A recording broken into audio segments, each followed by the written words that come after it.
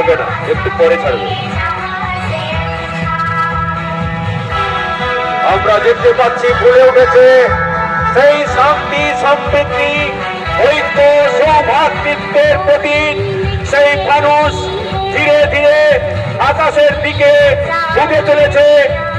আমাদের সেই চিরকাঙ্ক্ষিত ফানুস সত্যি অসাধারণ। ঘোড়ামারার মাটিতে এই প্রথম এত বিশাল সুবিশাল ফানুস শান্তি, সম্প্রীতি, সৌভ্রাতৃত্বের বার্তা দিতে শুধু ঘোড়ামারা নয়, ঘোড়ামারা বেরিয়ে অনেক দূর পর্যন্ত এই বার্তা বাড়িয়ে দিবে বলে আমরা আশা রাখি।